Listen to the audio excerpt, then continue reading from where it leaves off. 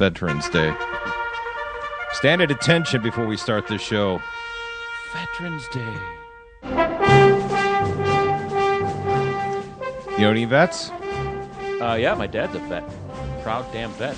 Veterinarian or a vet? 4 years in the dental corps of the United States Air Force. Was he in the dental corps? He was on the front lines of tooth protection.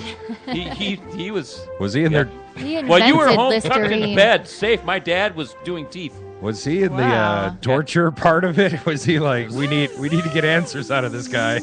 No, he was on the front battle lines in the late 50s, defending freedom, fighting communism, and extracting teeth. What a guy. And he did occasional polishes. On this Veterans Day, we have no Justice. Colleen Justice is not here. Hesley is here. I am here. Are you a veteran? I am not a veteran, but I do thank our veterans. I know a lot of them. I have a lot of friends who did service. My grandfather also was in the Navy. Nice. And so, yeah, thank you. Thank you, veterans. My dad was in the Navy. My uncle's served in Vietnam and got medals of honor and such things and battle bravery and all that stuff. What they did not have, though, was the cruise app. No. Oh, Blue and White Taxi. That. Yeah. They should, all veterans, they should be using the cruise app. They don't need to worry about driving around town. Yeah, agreed. What is the cruise app, you may ask? Well, let me introduce you to the cruise app. Introducing the Twin Cities' newest transportation app, Cruise. C-R-U-Z, with no surge pricing ever. Cruise to that brewery. Cruise to that concert. Cruise to that ball game. Cruise home from that party. I like Tom Cruise. No kidding. I do. Sensing a pattern? Cruise. That's C-R-U-Z, the new app that saves you money with no surge pricing ever. Book in advance and save even more with Cruise. Download the Cruise app. Follow him on Twitter @TimeToCruise to get weekly ride discounts. Whenever you use Cruise. Download Cruise right now on iOS or Android. So there you go. All you veterans out there. My Uncle Ed was in the military for many years, and then he told people that he was all these weird jobs. This was in the 50s. We just found out like 2 years ago that the whole time he was in the National Security Agency. He didn't tell anybody. He was like a secret for 50 years. He was like a spy. Yeah. He didn't tell anybody. He was a good spy. Yeah. Wow. So, I do a little technical writing. He was mediocre. I do, yeah. He wasn't a good spy, really. Yeah, no. He was just average. You saw him. His He's not reviews. real You do all right. Yeah. I mean, not up for promotion, but... he was rated high in cleanliness, tidiness, and politeness, but overall appearance was like a 3. The comment cards were not flattering back then. That brought the average down. Yeah. Hey, got a big show today. We're going to be talking about, of course, those the GOPers they debated last night. We'll talk a little bit about that.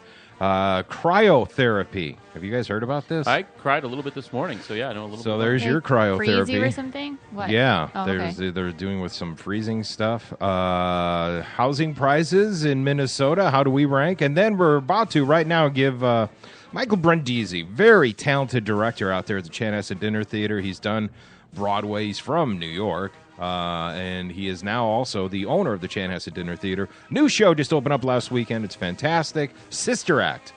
Ooh. The Whoopi Goldberg movie is a Broadway musical, and it's playing at the Chanhassen Dinner Theatre. So we're going to ring him up right in a moment. But first, let's get this show started, shall we? Congratulations. You found the Twin Cities hit show. Very well. Where do I begin? Ladies and gentlemen, can I please have your attention? You're lucky to be here. Thank you, sir. Reach for this one. And now, a real hit show. We're moving into the valley of the shadow of death. Live from the Twin Cities. So let us understand the situation. We are going into battle against a tough and determined enemy. It's the Twin Cities hit show. I can't promise you I will bring you all home alive. Coming to you live from the Alive and Social Network studios. But this, I swear, before you and before Almighty God, that when we go into battle, I will be the first to set foot on the field, and I will be the last to step off, and I will leave no one behind.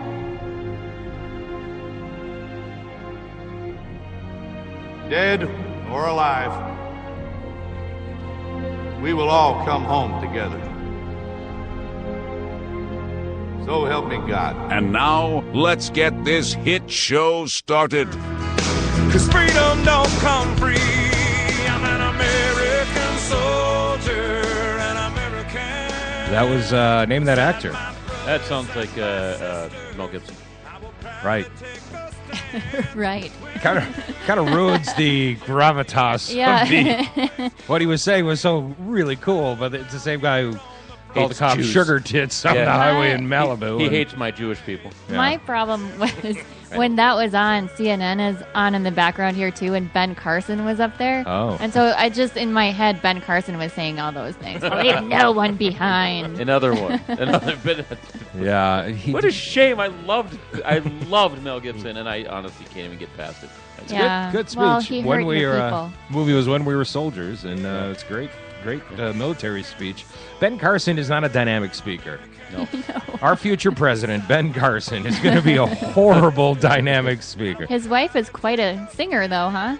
Did you hear that? National anthem? Oh, my gosh. Okay, so Please tell me she's good. It's terrifying. Oh. It was bad. It was like... Oh, and how do I say this? She at least she has her looks to fall back on. Again, yeah, I mean, the poor woman. And then I'm like, who are their handlers? Who's letting this happen? It's on national TV. I'm now going to have to look this up. Yeah, look it up. I mean, the sound of it was like a small town church lady got up there. You know what I mean? She's like 150. Small town church lady got up there. Yeah. That's kind of what she is. That is true. But, where you're sitting there in church and you're like, oh my God, you can't stop like putting your head down to laugh because it's so terrible.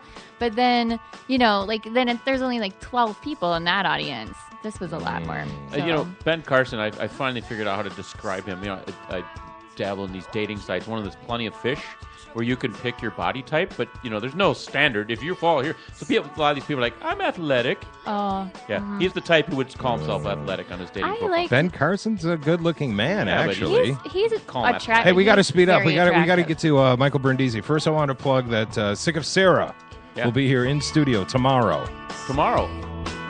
They've got a big gig coming up here in the cities. They've been on tour all around the United States, but they're doing a hometown pit stop, and that's going to include the Twin Cities hit show tomorrow morning. I hope that I don't get sick of Sarah.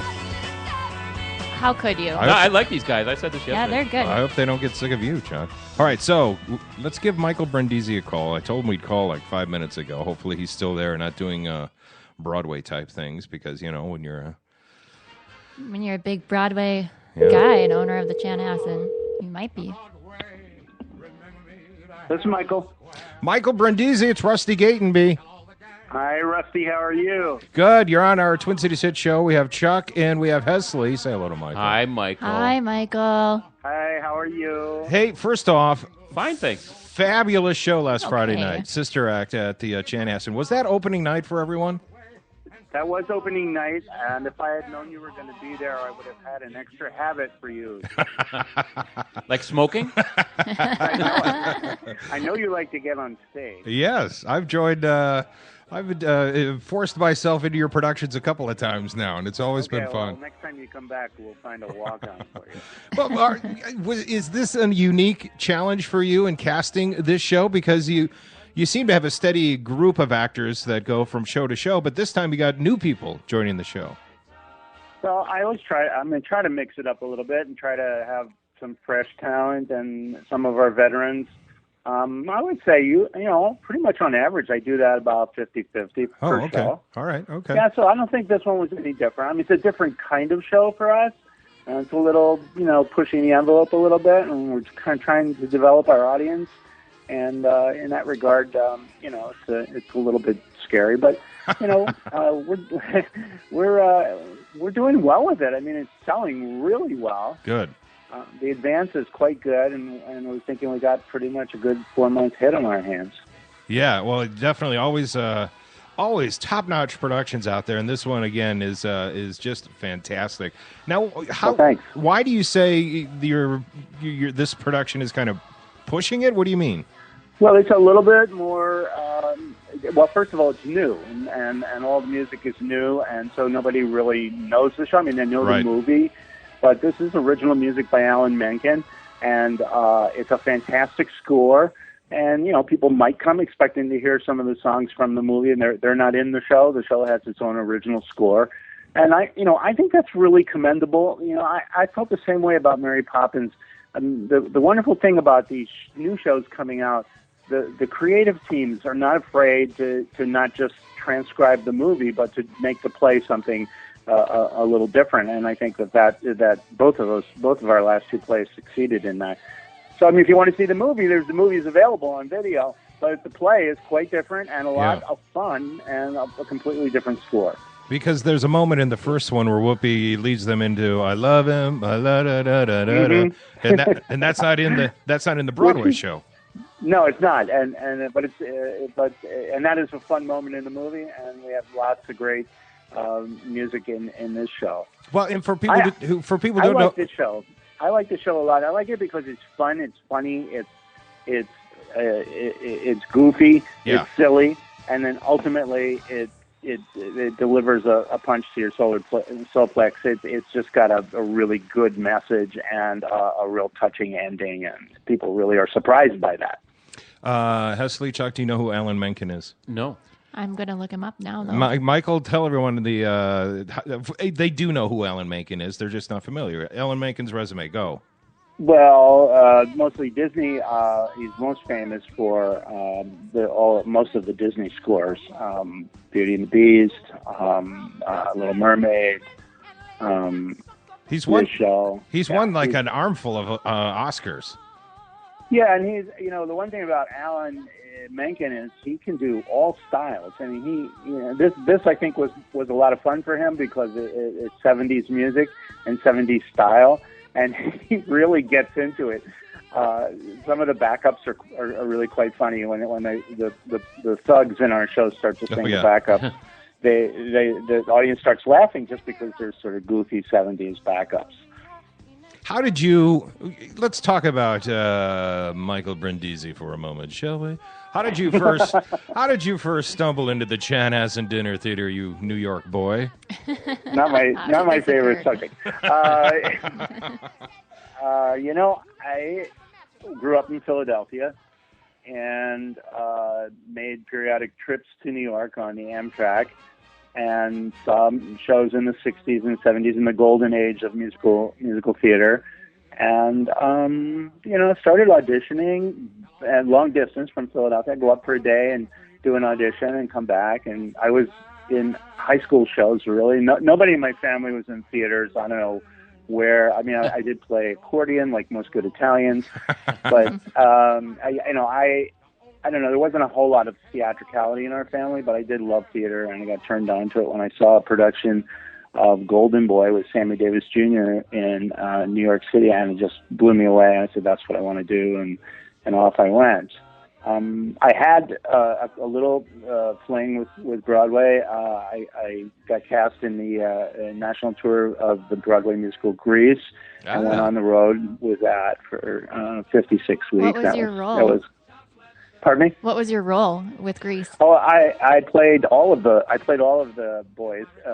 I played Kinnicky the most. I played Roger and Duty, Danny Zugal. I played them all, but mostly Kinnicky. That was the one I landed in and played for most of the time. And it was a great tour. And the director, Tom Moore, who directed the Broadway production, then had a Broadway show opening at Circle in the Square called Once in a Lifetime, and he invited some of the cast of the national tour of Grease to come and audition, and I got cast in that. And that maybe was my acting highlight of my career, because in the production of Once in a Lifetime was where John Lithgow, Tree Williams, Jane Meadows Allen, George Irving, McIntyre Dixon. It was like a star-studded cast. Actually, Jerry Zaks, who directed the production of Sister Act on Broadway, was my dressing room mate. We shared a dressing room, and he was an actor in that show, and we became very good friends. That was a real nice time in my life. I was 28, 29 years old. I'm now 67. Whoa. It's hard to believe. Well, you've passed the bug on to your daughter, too, it looks like. Oh, Kat is amazing, isn't she? She is a dream. Actually, Michelle and I went to visit her yesterday. She's in Tech's right now for Coconuts, which opens at the Guthrie this week. And she's playing a great role. She's playing a role of Polly. And we took her out to dinner on her dinner break. And, I mean, she's just a delightful person. People love working with her. And she doesn't need her dad to get work. Yeah, that's cool. She told him to say that. Now, you have a great daughter, Rusty. Michelle was telling me this morning that Ruby is one of her favorite students in camp. Yes, she enjoyed her time. Now she wants to be a director, Michael. She wants to be a director, so she used her acting experience to help her inform her directing ideas. Oh, well, call her to come on. I'll talk to her. All right, that sounds good. I suppose as a father, when your daughter said she wanted to be in the biz, you didn't say, no, go get an education. Go be a doctor or a lawyer. No, I didn't. I told her I loved it. It was great for me. It was great for your mother. Go have a ball. Mike, I really encouraged it. I want to ask you kind of a hard-hitting questions because I've a big question about the show here, but and okay, I don't know not about the debate last night. No. This is directly about the show. I did watch them. So The reviews have been really good about the show, but how do you feel about the controversy over the starch served with the dinner at the Chanhassen Dinner Theatre before they show the starch? I mean, they offer potato, but I think they're lacking in rice. Is that it? Yeah. No, I don't want to put you on the spot. This is pretty awkward. I'm sorry that you had to hear that, but I also want to know the answer. I'm well equipped to talk about the food at Chanhassen because that is my area. When we took over the company a few years ago, we split up responsibilities, and my area is the kitchen. Oh, interesting. And I've been having a ball with it, really.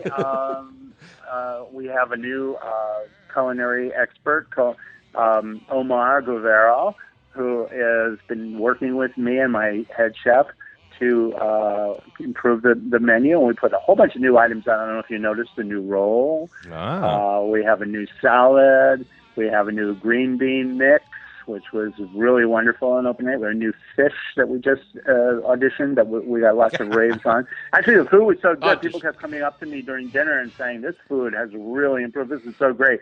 It made me a little nervous. So I was saying, well, boy, I hope this show is good because the people are really liking the food. I do stand-up comedy, and as we went to our venue the other day, it was billed pizza and comedy. Second billing. It's so typical. At the Chanhassen? No, actually just about every club in the UP. Stevie Ray's still at the Chanhassen, right? Stevie Ray's at Comedy Cabaret every Friday and Saturday night. Very successful for us. They've been out there for a couple of years now, and actually almost 3 years. And we have a concert series now, which is really exciting. That's been very successful. Most weekends, at least 2 weekends a month, maybe sometimes 3 weekends a month. Usually Friday and Saturday, but sometimes Thursday, Friday, and Saturday. Very successful new project. It's taken a little pressure off of the theater, so the theater doesn't have to do all the work. Right. We have a great banquet business. We have we developed a really nice wedding and meetings business in our facility. We're right now in the middle of a major renovation of our lobby and our bathrooms, and we're really excited about that. The bar, I actually, about 2 weeks ago, I went to Chanhassen, and I asked some Chanhassen friends where to go, and they recommended going to the bar. Huh. So the Brindisi pub. There you go. There we go. You see, you'll have to drop Michael's name, Chuck, I will, next for time. Sure. See, I'm glad I asked about the starch. My little joke turned into a real conversation. It really did. I'm so proud. Well, that's great. You guys sound like you have a lot of fun with your life. We are. We're trying to. Now, you mentioned the ownership. When did you guys take over? We purchased the company in 2010. Okay. And we purchased the property and the building just 2 years ago in 2013. And things going well then? Things are going very well right now. We, the first 2 years was really hard because we really had to transition and we had to catch up on some needed improvements in the facility. And it was hard. And then the economy helped a little bit. Economy's turned around a little bit. People are starting to go out again. And then we got this diversity strategy going where we have all 4 different businesses, really. Right. And that really helped us to secure our future. And right now, knock on wood, things are going very, very well. That's great. You mentioned before we let you go, I know you got a busy day. The debates. What do you think? Not really. I'm going to go over and watch the show. All right, good. I can be available later for another interview. Sweet. We'll need it. Well, I just wanted to confirm. I get my tickets for shows that will call, right? My free tickets? Okay. Sure. Yeah, is that where we go? I do like that he diversified the business. I think that's such a good strategy. And I am glad because I was hoping that the theater wasn't like getting resentful for having to do all the work. When you mentioned that, he's like, the theater had to do all the work. Like it was a resentful wife. Well, I have to do everything around here. For those few people who have never been out to the Chanhassen Dinner Theatre, there's like a handful of stages, right, Michael? How many stages are there? Yeah, we have four theaters. Yeah, wow. The main theater, the club, the Fireside, and then the comedy club. And mostly the club now is being used for banquets and weddings. And the Fireside is mostly our concert series. Then we have 3 banquet rooms in addition to that, and two lounges, the Hogarth Lounge and the Brindisi Pub. Do you ever walk around the place just by yourself late at night with your arms on your hips going, "This is all mine"? No? Yeah, no. But it is. You should just try it. I bet you'll try it tonight. Yeah, I think it's a good idea. Mine, my precious. I go in there in the morning, and sometimes it is kind of a dream life, and I just wonder, how I lucked out, All right, so before I let you go, I wanted to ask, what did you think? Did you see Donald Trump on Saturday Night Live? And if you did, how would you rate him as a performer? Oh, he's a great performer. I just think he's an idiot. But I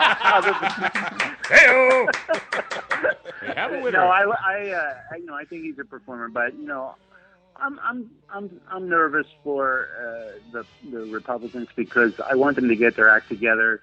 Because I don't think it would be healthy for the country to have a performer for president. So I'm looking at these guys, and I'm looking for I'm obviously a Democrat, and I'm going to be in Hillary's corner, but I'm looking for a good debate and a good running for the president. I'd like to have somebody from their world that makes some good points.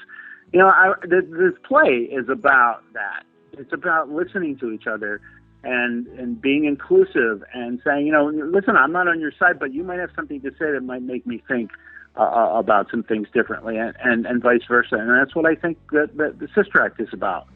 Uh-huh. I thought it was just to get Whoopi out of jail.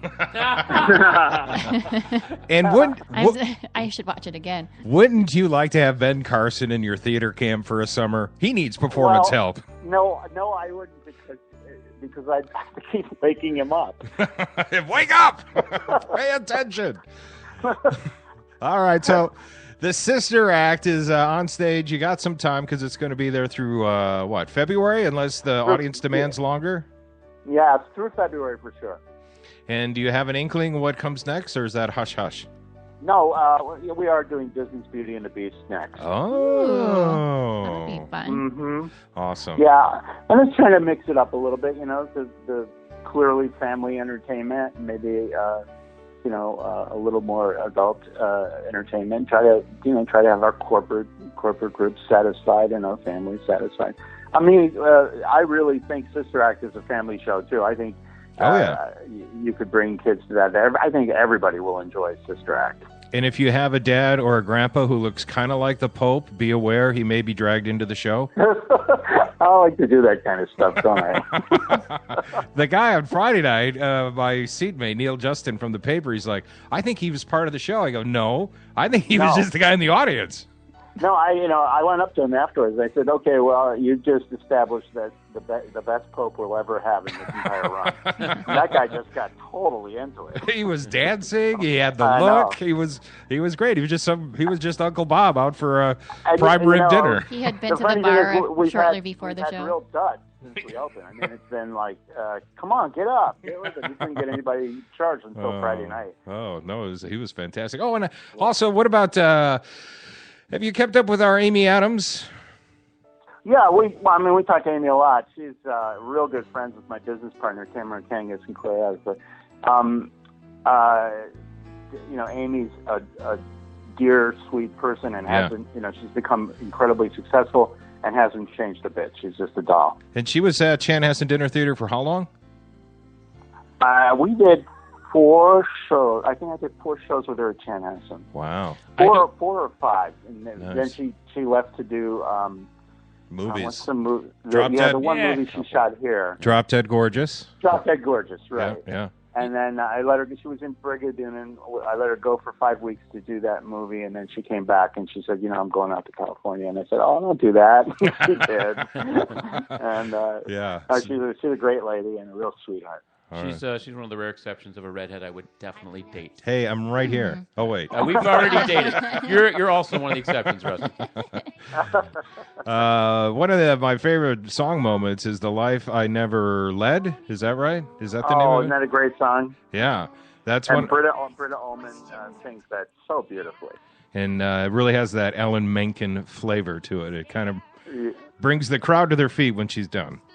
Yeah, the score is just amazing, and the guy is really incredible. Very cool. So, all right, Michael. Well, I will get myself fitted for a habit. I'm available. Go with nose picking. That's a great habit. I think you should start smoking. We pay scale. Okay. Well, I'm quite heavy, so your scale is going to go way up.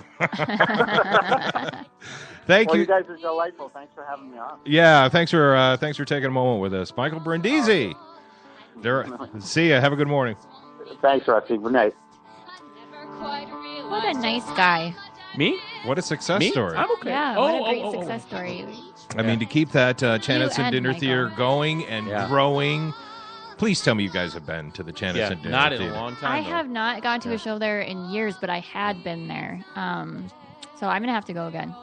Yeah. That's all there is to it. To me, it's like, okay, you got your Minnesota Vikings, your Twins, you got your Minnesota State Fair, and you got the Chanhassen Dinner Theater. It's so Minnesota. It's a staple. Yeah. Yep. So- I was hoping that you said he was from New York, and I was hoping he'd have a thick accent because I'd want to hear how he says Chanhassen. I guess he's from Philadelphia, but he went to New York to get his career going. I knew they had Broadway in New York. I heard about that. Yeah, they do. It's a little Broadway-ish. Rusty. Well, and you liked the show. I did. Well, that's saying something. Quite often, there's shows that Michael directs and puts together that are better than the touring national shows that come through. And that's a credit to Michael and their Minnesota talent.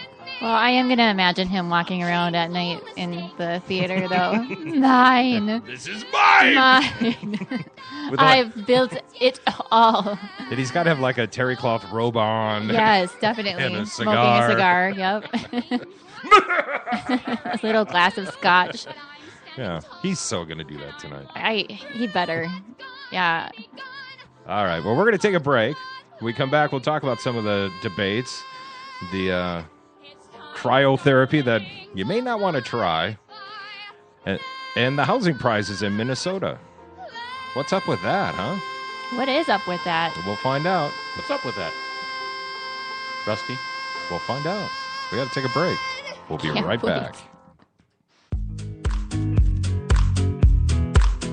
The Twin Cities Hit Show. We'll be right back.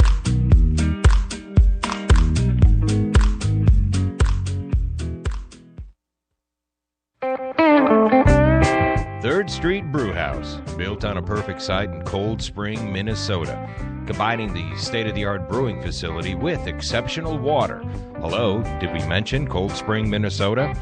They have a dream team of world-class brewers, resulting in unprecedented crafted beers. The core styles of Bitter Black IPA, Lost Trout Brown Ale, and Rise to the Top Cream Ale are intriguing yet satisfying. And look forward to seasonal and specialty beers. Nothing fancy, no fuss. It's all about the beer at Third Street Brewhouse.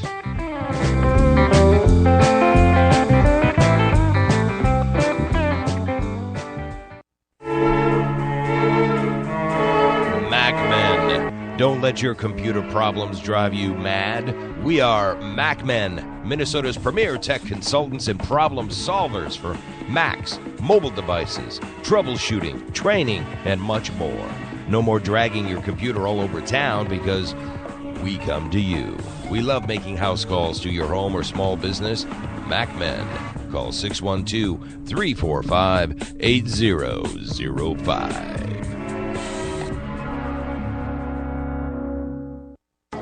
The Rusty Gatenby Review is the entertaining show about entertainment from movies, music, and more. Award-winning TV guy Rusty Gatenby and his review is the podcast with the biggest cast in entertainment, part of the Alive and Social Network. You can get that Minnesota connection to Hollywood and beyond any time of the day or night simply by clicking on the RustyGatenbyReview.com. That's the RustyGatenbyReview.com, part of the Alive and Social Network.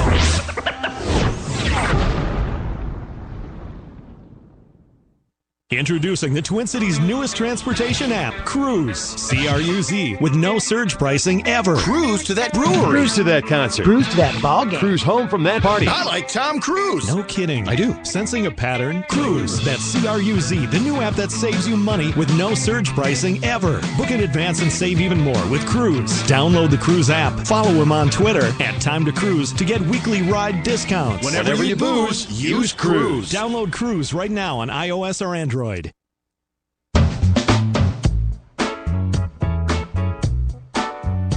listening to the Twin Cities Hit Show. Say it 3 times fast. We just dare you. Baby, what you doing now? You're pissing me off. Well, they didn't get too pissed off last night at the debate. Did you watch any of it? I refused to watch it because I'm moving to Canada. I did not watch it either, but I don't know. I mean, yeah, Ben Carson. Like, are we angry that he potentially did not stab somebody? Like, is that what we're upset about, or we're just mad that he lied? Because it's coming across to me, just seeing the recaps, that people are really fired up because he didn't do it. Like, we all hoped he had stabbed someone. No, I think it's that we find he's been exaggerating lots and lots of things, which ideally you want your president to be more truthful. I would say so. And you want them to be stabby if it's necessary. You want them to be stabby, Ashley. Stabby president. And that is the flip side. It's like, okay, so the truth is you were pathologically angry? Okay, that's not good either. That's not good. He's got a Brian Williams problem, Rusty. Hammer at his mom's head, a lock on his... throwing a padlock, smashing a padlock into his buddy's head. And... I mean, you're right. Like, either way, it's bad. Yeah. Either you have serious issues, or you're a pathological liar. Or horrible aim with padlocks. Or horrible aim. Yeah, and none of those are good. He's such a sleepy speaker that I can't believe anyone's even listening to him. I am sorry. I'm going to stab your belt buckle. Stab your belt buckle. Yeah, I don't know. It just like that. I can't really listen to him. You're the same thing. Just his speaker is like, can you spit it out? I don't care if it's a lie. Just get it out. I want to hear it, and then let's move on. And I would not be a good moderator. And I can't watch the debates without getting my blood boiling, because I'm like, you're still spouting lies and stuff, and then it just sits there as statements in reality. I really like and Obama's ruining this country. 8 years ago, we were in economic cliff, about to go into the biggest depression ever. We've now, they're saying, of at least factual accounts, that Obama's economy has paid off the debt that George Bush rang up. Is that true? Yeah. Wow. Yeah. Thanks, Obama. Yeah, I blame Obama. I blame him. Unemployment's down. Bin Laden's dead. Bin Laden's down. You know, so Obama's ruined. We can't have 8 more years of this. 8 more years of prosperity. The arrow going up instead of down. What are you talking about? Yeah, I suppose. We're generalizing. You're generalizing. Rusty. Well, we're complainers. By nature, we have to complain. Because when Bush was in office, Bush is ruining this.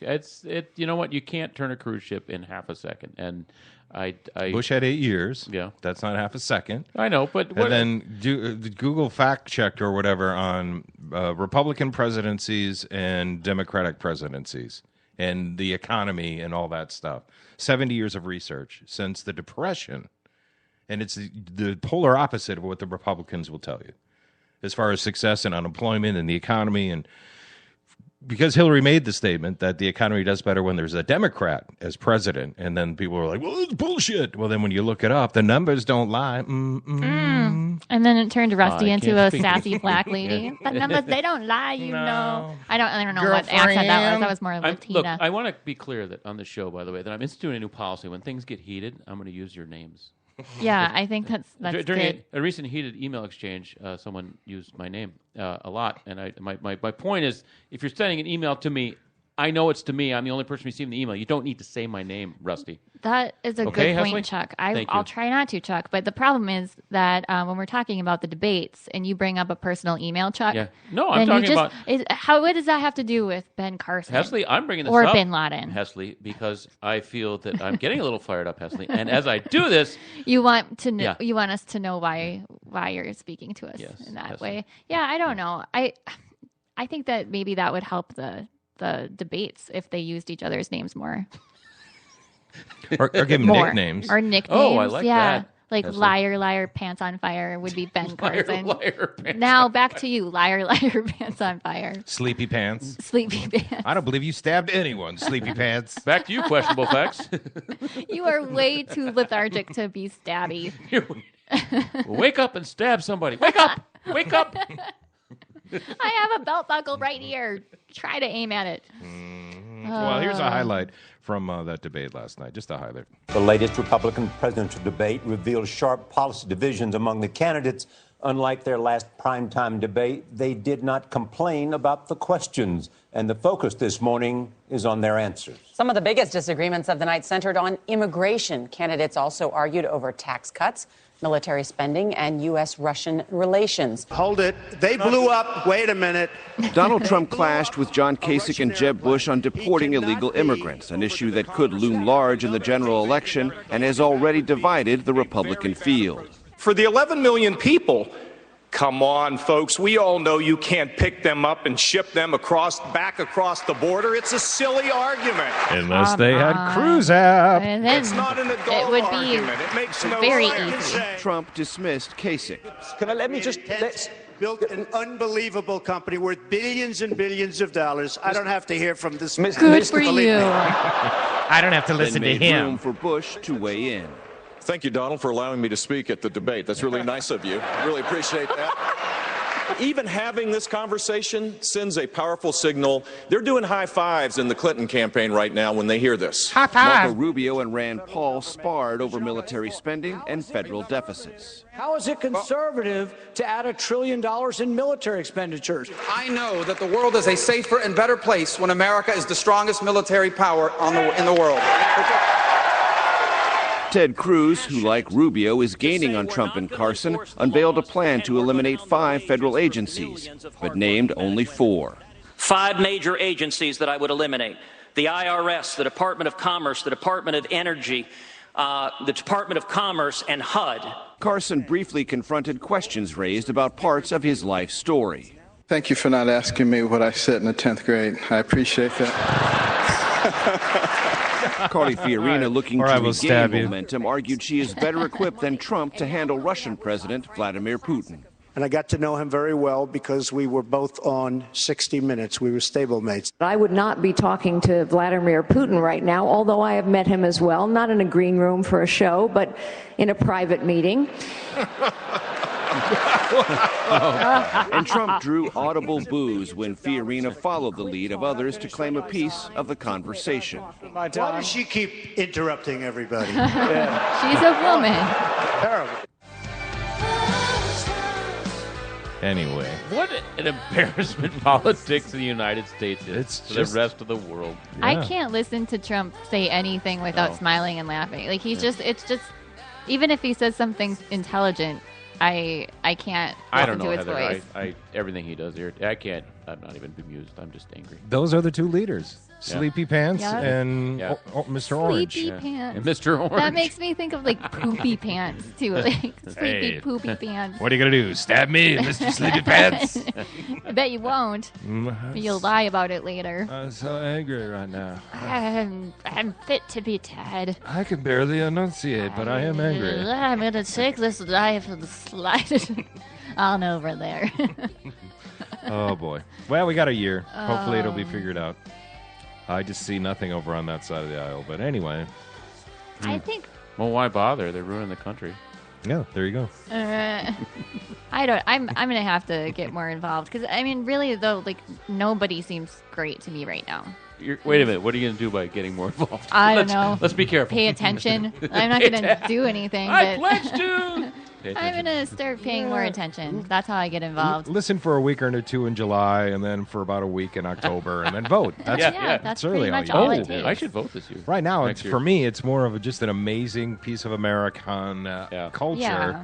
and a sideshow, and it's crazy that Donald Trump and Mr. Sleepy Pants are the two top contenders. It is crazy. Yeah, They've never held elected office, but they're about to, in the Republicans' opinion, be the perfect choice Yeah, to but run we the remember nation. Republicans also had Sarah Palin.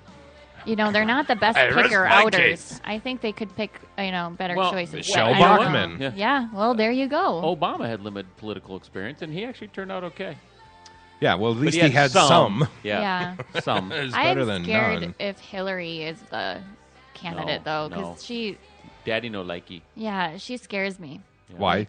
Just her voice and I don't like her anything about her. presence. She just seems don't- really Her like cankles. craggy faced and. Do you really want this woman with cankles representing our country? I don't want a woman with cankles Yeah. representing all of America. And That's now, ladies and embarrassing. gentlemen, we are going to take a time machine back to Abraham Lincoln. Let's describe his physical appearance and go. He looked exactly like Hillary Clinton. Exactly. I'm not going to vote for that emancipator. Look at that beard. He's Ew. emaciated. Have a sandwich, you pale anorexic tall Ew. string of... Yeah. No. Wait, Gettysburg, my address, bitch. What? Oh, poor Lincoln. Poor Lincoln. One of the best presidents ever, and Hillary is the most qualified person. Not only is she a Secretary of State and a senator, good Lord, she slept with the president for 8 years. Not No, really. That's no, why she he had to didn't. cheat. Yeah, she She didn't. wasn't sleeping with the president. were Maybe sleeping she in slept with the separate rooms. president. She was next to someone who held office of the president of the United States. And all the gotcha attacks and money wasted to get her have gotten nothing. Do you think Bill Clinton is ever embarrassed because he listens to her speak and he's like, God, the naggy voice again. Now she's nagging the whole Now country. she's nagging everyone. Jeez, he's red faced.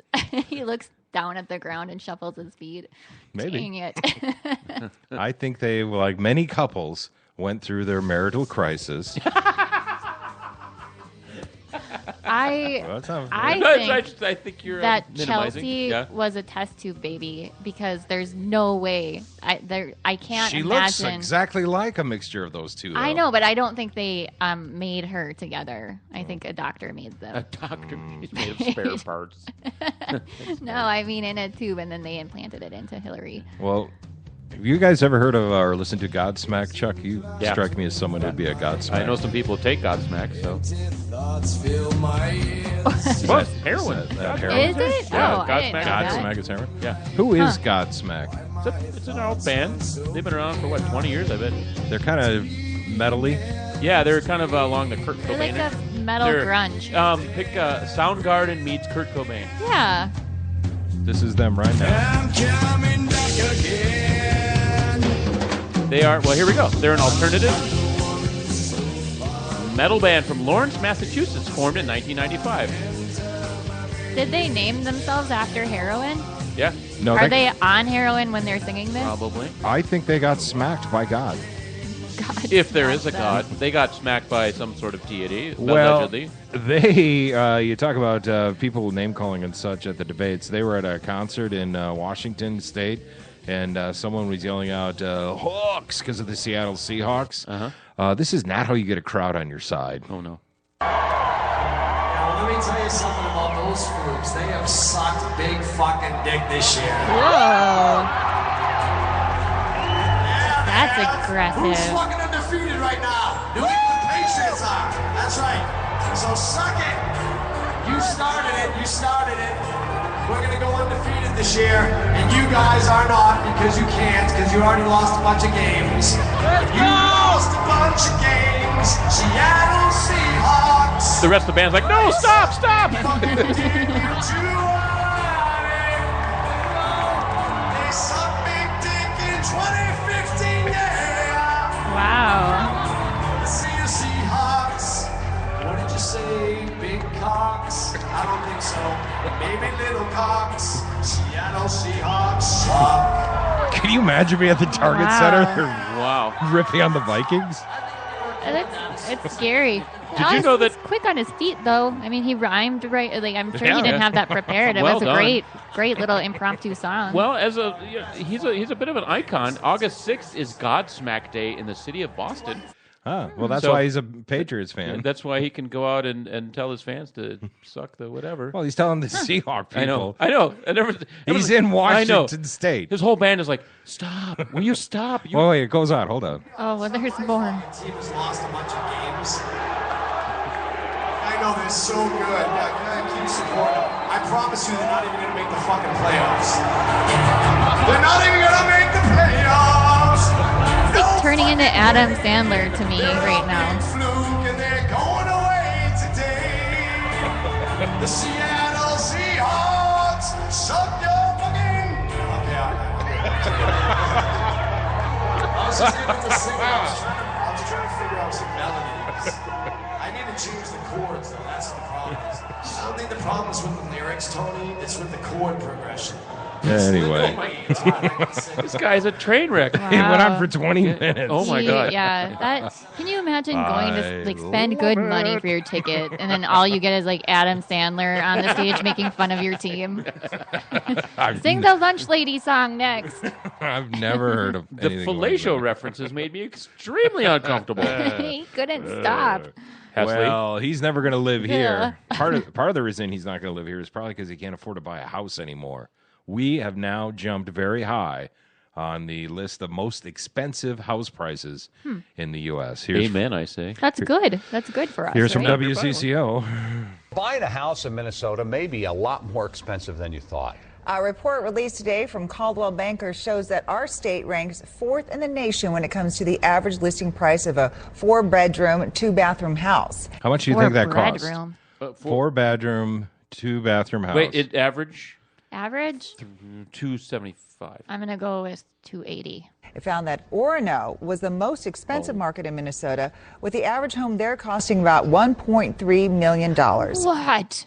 That's just average. Oh, The Coldwell I have Banker seen Home those Listing Report properties. says the average listing price in Minnesota is about $430,000. 430.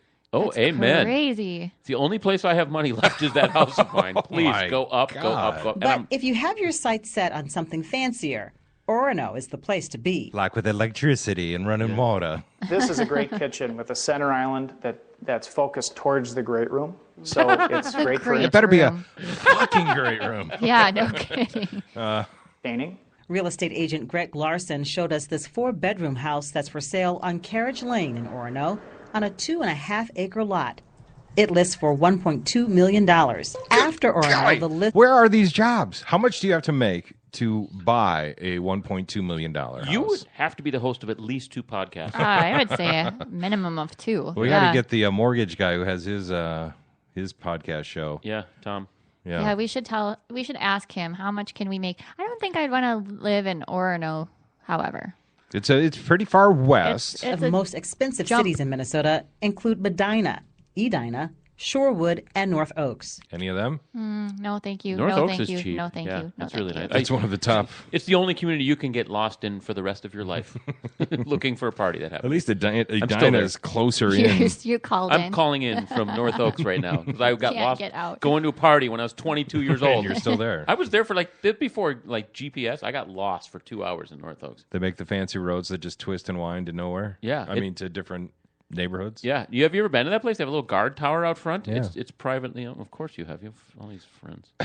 Yeah, all these little ritzy friends. I thought he lived in Maypoint. Well, he may now. Oh. He moved. Dave, you need to keep me list of updated. most affordable cities in the state is Sauk Rapids, with an average listing price of $172,000. Moorhead, Albert Lee, Fairmont, and Owatonna are next in line on the affordable list. I'm from Austin Albert says Lee. over the last 20 years, Minnesota's It is reputation for affordable. being a great place to live has widened. And that's why we're now ranked the 4th most expensive state to buy a house.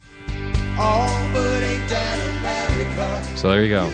I heard you got to have, because I've owned 4 houses so far in my life, and it's usually like 2.5 to 3 times your income. So you got to be making $400,000 to buy a $1.2 million house. Yeah. How many $400,000 jobs are there that you can? I don't know, but if we can get a list, I'm going to start applying. Wait, 3 I feel times your income? qualified. I need to move quickly. I can't Yeah. afford the house I'm in. 3 times my income. Are you kidding me? 2.5 is even a safer. I try and keep mine at 2.5. Let's just relocate to Albert Lee. It's hoppin' little town now. It's a hopping little town. The least expensive place to live in America is Cleveland. Oh, Big surprise. Their 4-bedroom, 2-bath house is $77,000. And they have kidnapper houses there. Yeah, so what? They they have a really vibrant art scene. Cleveland is actually a cool town. I wouldn't want to live there, but it's great to visit. There the plays and the music and this the social... Mistake by the Lake? Isn't that Cleveland? No, Yeah. that's the Homer. Yeah, that's Cleveland. Yeah. What do they call that? They have a whole area there. The docks. What's it called? I don't know. The Flats. The Cleveland Flats. It's all bars right along the lake. It's cool. They must not have high-paying jobs if their houses are only $77,000. Picture all of Northeast Minneapolis. If you could get them to screw like bunnies, multiply really quickly, and move that entire population to Cleveland, they all talk like this. It's like kind of a New York sort of Northeast sort of thing, and they're all Polish. Weird. I would fly over Cleveland on my way to the Toronto Film Festival, and I could look down and see the little stadium right there on the edge of the lake. They have a great stadium. They have Cedar Point, one of the best amusement parks in the country. Why were you out there? Oh, my cousin's out there. Yeah, well, there you go. We had a family reunion there. Breakers. It was right before he got lost in North Oaks. It was his trip. I thought it was North Oaks. Yeah. No, very different. Very, very different. So imagine a $1.2 million house in Cleveland. Oh, my God. I'm moving to Cleveland. I'm moving. Hey, this just in. I'm moving to Cleveland. I bet that house will have like at least 8 great rooms. Yeah. And here's our next great room. Here's our greater room. This is the great room that leads into the greatest room. Yes, we're heading to the greatest room. We don't even put water in all the toilets because we couldn't possibly use them all. All right, so before you go to Cleveland, you may want to try cryotherapy. That is, if you want to die. You heard about cryotherapy? I just really get emotional. No, not cry. Freezing. Oh, not cry therapy. Cryotherapy. Check this out. Promoted as a game changer for both professional athletes and everyday customers, the chilling cryotherapy industry is heating up. You enter a chamber cooled below negative 220 degrees. What? Wow. Negative 220, so we're talking January. Yeah. With liquid nitrogen that's colder than any other temperature recorded on Earth. You're pulling the blood from your extremities, and as soon as you jump out, that blood goes back out, detoxifies, picks up nutrients from your organs, and sends that all out to your body. Chelsea Aki worked at Rejuvenize Spa in Las Vegas as a co-manager. She was using the chamber after hours by herself when she died over 3 weeks ago. Tuesday, the that's coroner a confirmed she shocker. suffocated. The whole thing's just a shame. Richard Harris represents Aki's family and is investigating whether technical problems with the cryosauna led to her death. This needs to be regulated. It needs to be looked at with a close amount of scrutiny. So a lot of ways that it's advertised is like an ice bath on steroids. David Levy owns Sub-Zero Doping? Recovery with Doping ice locations bath. in San Diego and Las Vegas. You start to see the average consumers coming in and the people that have been dealing with chronic pain for years and they have no way to deal with it. They finally come try something new and they see a relief in their pain. But doctors like David Schechter their are tissue skeptical of died. the claims. At this point, I've seen no well-constructed scientific research or evidence supporting its use. I have concerns about this. The Food and Drug Administration says they don't regulate the cryotherapy industry because business owners don't promote this device for medical purposes. So there really is no regulations of any sort over this business at the moment. I love that CNN plays the cold as ice in the background of their story. I love it. Yeah, it's great. I know. He's Rusty like that's me. I know. It's called sarcasm, Rusty. So it's shaped like a stand-up. Oh god, it's almost like a coffin, but your head is out. So it's just surrounding your body. So terrifying. Like Han Solo, Star Wars. And then there's like dry ice coming out of it. Seems reasonable. My hands are always like negative 220 degrees, and so I don't think I need it. If you guys want to try it, like just have me touch you, and then we'll see if it works. I thought you were, when this whole thing, we were talking about cryotherapy, I thought this whole thing was a metaphor for my soul. But it's really a thing. Cryotherapy. No, it's cold. Chuck wants to know if you're just cold. Chuck I wants thought to you know meant because crying. Chuck wants to know if your hands will cure genital warts. I'm not going to touch you there. But This thing is, look at this. This is not a wart. Look at this thing. It's huge. It's a grapefruit. This is not a wart. Look at this. I haven't had cauliflower in a long time. Just come over here. I'll give it a touch. Things are getting weird in the studio. Long fingers hanging out. Yeah. Oh, boy. You know, one thing your dog shouldn't eat, evidently? A certain kind of... 8 pounds of my daughter's chocolate. Cauliflower? Yeah, don't do that. He survived the 8 pounds of chocolate, though. Yeah, sadly, my dog lived through eating my daughter's entire stash of Halloween Because I candy. thought dogs died from chocolate. I was hoping, but no, he's still with us. He's still kicking. Well, here's a report that says keep your dog away from this type of fake sugar. Veterinarians are increasingly worried this morning about a sweetener that could kill your family dog. Yeah. Xylitol is linked to a surge in accidental poisonings. Now, this Yeah. ingredient is safe for humans, but extremely dangerous for dogs. It's in gum a lot. Well, good morning. If it says You knew that. I never heard of it. No, my dog got into xylitol, lived through that. This thing's a tank. Wow. What kind of dog is it? It's a pug. there's a good chance it contains xylitol. It's in everything from chewing gum to peanut butter. And there's a family in Wisconsin that wants to make sure that other dog owners don't go through what they went through. Go get it. This is Gunner. Boy. Come here. Sam Caress and Jordan Pellet say he's helped heal their hearts after 2-year-old Luna died in April after she got into some chewing gum made with the sugar substitute xylitol. She was still just a puppy. I didn't even she was know only dogs 2. chewed gum. And she was such a good dog. She loved absolutely Nicorette. everybody. She listened Trying to so quit well. smoking. And she was pretty much like our first child. But she wasn't. But she wasn't. She was pretty much like our first child, but she wasn't. Yeah, you know... Lady, it was a dog. Stop trying to Ben Carson us here. Exaggerating. I play this because Corey Wells died 2 weeks ago. Corey Wells? Lead singer of Three Dog Night. Oh, really? Oh. Did he get into xylitol? He did.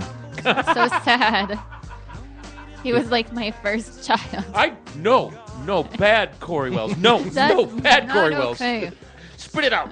It was a neck injury. Trying to holding his He was head. trying to. It was a neck injury. He's trying to lick himself. Oh. She was so sideways today, Rusty. Hey, I didn't do it. He Poor did. Corey Wells. Just check it out.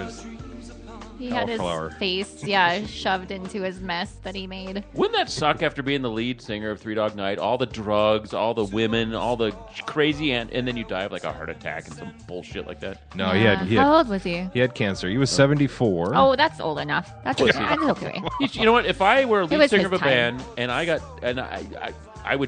diagnosed with cancer, I'd jump off. I'd do something reckless just Would you? to go out, even though I had cancer. Maybe what you should do is do a concert and then like mock the state team Yeah, that's a good endlessly, and then they'll kill you and go out like that. with a Chuck's bang. Chuck's in the clinic. Cancer, huh? Hey, doc, do you know where a guy can get some hooker and blow? Yeah. And the doctor does know. Oh, yeah. Here, try mine. I'll get my card here. Good call, Chuck. Here you go.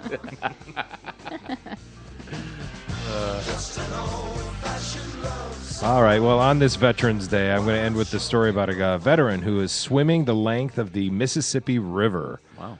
He started in August because, as you know, the Mississippi starts here in Minnesota, and he's almost to the Gulf. Here's his story from CBS. 5 months ago, a Navy veteran started his mission to bring attention to the families of the fallen by swimming the entire length of the Mississippi River. There he Though goes. he's a former Navy SEAL, Chris Ring doesn't consider himself a strong swimmer. But every day except Sundays since the 6th of June, this decorated combat veteran zips up, jumps into the Mississippi River, and proves otherwise. It's always that first little chill going up your back. Being comfortable in the water and swimming a long distance are kind of two different things. Why did you want to do this? It's a good question. Well, I served my country for 10 years, and I just don't want to put the service behind me. I couldn't imagine. He doesn't want to put his service behind him. He wants to keep serving. Well, how is he serving? Is he He's like explaining. raising money? Oh, He's okay. raising money and awareness for I veterans thought he issues. was like serving because he's just like leisurely thinking about things. I keep serving by just thinking about life here as I float down the river. He started in June. It's November, but anyway. Better thing to do than to really raise awareness and honor these fallen heroes. Chris's swim was inspired by a cross-country hike last year by Army veteran Mike Vitti, whose Legacies Alive organization offers support for Gold Star families. Hello. Hi, Chris. Hi. The survivors Heck, of fallen yes. soldiers. Hey, thanks for coming out here. Thank you so much for doing what you're doing. Like Jenny Smith. How you doing, sir? And her husband, Eddie. Jenny's son, Marine Staff Sergeant Jason Rogers, was killed in action 4.5 years ago in Afghanistan. What's been the most challenging part of this swim physically? Physically, I think just the general, just the physical toll on the body and the sickness, because, it's not necessarily the cleanest river. It's just going to make no matter how much I try not to, some water gets in, and then you feel a little bit sick in this Some day-to-day. water probably goes out of from him not in there being too. the cleanest or clearest of rivers, the murky Mississippi is full of obstacles. There are tidal pools, shifting currents, boats, and barges to navigate. When you get out there, you never know what you're going to expect. No day is the same. Let's go, baby! Woo! Jumpers. It's been a lot of jumpers. 157 days since he started, where the Mississippi River begins in Minnesota's Lake Itasca. The 2,350-mile swim will go through 10 states. Chris hit the 2,000-mile mark on Tuesday in Natchez, Mississippi. His journey will end in the Gulf of Mexico. At a pace of 14 to 20 miles per day, he expects to finish in early December. Mentally, what's the most challenging thing about swimming this river? I would say out of, physical and just mentally challenging, the mental part is probably the most difficult. It's such an emotional and powerful thing, meeting families day to day, hearing these stories. How many times have you thought, I can't do this anymore, I need to stop? 0. Well, then it can't be that hard. I mean, you never wanted to give it up. Wow. It's easy now. Chuck, it just seems easy to me. Don't use my name. 14 to 20 miles good for a him. day in That's that impressive. cold, polluted water. Yeah, It's impressive. I think so. think that's amazing. I suck at swimming. And he even said, I'm not a strong swimmer. I would and he's last a Navy SEAL. probably 5 minutes. I'd get in at Lake Itasca and I would get out at Lake Itasca because I'd be like, you know what? I did my best. So I'm done. how it works, you were asking, how does this? It's just in the water swimming. His story, local media all along the way found out, this knucklehead is swimming 2,800 miles. And so newspapers and reporters come out, and then families whose sons and daughters have died, they come out. So it's a media event all along Okay, the so way. it does. Yeah. I've seen this story. Yeah, and then raise there's awareness. money gets raised and donated, and here's the families and veterans who need it. So, yeah, he's had one long media event he's been at it 157 days. So How do people talk? Does he get out and I mean, I'm sure he has to get out sometimes. No, here's how the conversation goes. Hey, I was just wondering. I know. That's what I was thinking. You're in a little paddle boat No, he right takes next it- to him. Hey, and he's like, "Leave me alone. I'm trying to focus on swimming." Ben Carson, go. I think that his forward team says, look, he'll be stopping at this harbor or this beach or whatever, and then the press gathers and the newspapers, and because our news department wouldn't pass that up either. Guys swimming this length. I wonder what he eats. Does he just stop and eat spaghetti? Tons of it, like the marathon runners. Or sounds like he eats floating tampons. Oh. I was An say, old condom. The hardest part of that whole thing would be avoiding all the jumpers on the way down. People jump in that river all the time. No, barges would be the worst. Yeah. Those things are so huge, you never think to look for a little dot swimming. Yeah. But he's got a guy in a kayak in front of him. In a kayak. Which is also small. And that guy, God love him, whoever he convinced, No, you'll be in the kayak. Yeah, well, that's still... You don't get any of the glory. Yeah. Right. And your It's arms bored. are falling Yeah. off. Oh, God. He's so bored.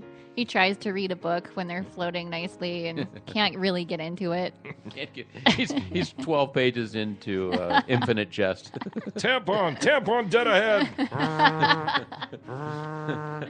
Well, he's almost done, and I say good job and happy Veterans Day to everyone. And if you know someone in your life, give them a call. Tell them how much you love them. If you see anyone in uniform today, as you always should, thank them for their service. Those men and women. Right? Right. Exactly. All right, so tomorrow we have Sick of Sarah on the show today. They've been touring the nation. They haven't been swimming the river. They've been touring the nation. They'll be on the show tomorrow and performing live. I'm already sick of Sarah. Yeah. I'm bored of So her. sick of it. She's I'll tell them you said that. No, come on. I know. They'll They look be awesome. sitting right there. Yeah, I'm not even kidding. We're setting up the equipment tonight. We'll have be here at 9 a.m. for a mic check tomorrow. Okay. And that'll be a good way to wind up the week. We're going to wind up the day today with Johnny Cash singing the Battle Hymn of the Republic. Take it away, Hesley. glory, glory. I'm And surprised I now- knew it. Phew. I think I'm as good as Ben Carson's wife singing. So Oh, I am going to have to look that up. Oh, boy. you have All to. right. All right. Have a good day, everyone. We'll Happy see you Vets tomorrow. Day. Bye bye. His truth is marching on. I have seen him in the watchfires of 100 circling camps. They have builded him an altar in the evening dews and damp. I can read his righteous sentence by the dim and flaring lamp. His day